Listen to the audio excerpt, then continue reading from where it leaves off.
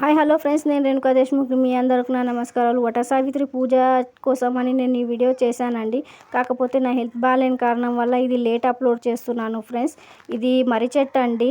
ఈ మర్రి చెట్టుకి ఆడవాళ్ళు, పెళ్ళైన ఆడవాళ్ళు మొత్తం వ్రతం పట్టుకొని మొగిన ఆయుష్యం గురించి, ఐశ్వర్యం గురించి, జన్మజన్మలకు ఇదే మొగుడు దొరకాలని పూజ చేస్తారండి. నేనైతే అలా చేయలే, కానీ ఆడవాళ్ళు అయితే మొత్తం అందరూ మంచిగా రెడీ అయ్యి మాత్రం వాళ్ళ మొగుళ్ళ గురించి వచ్చి చేశారండి.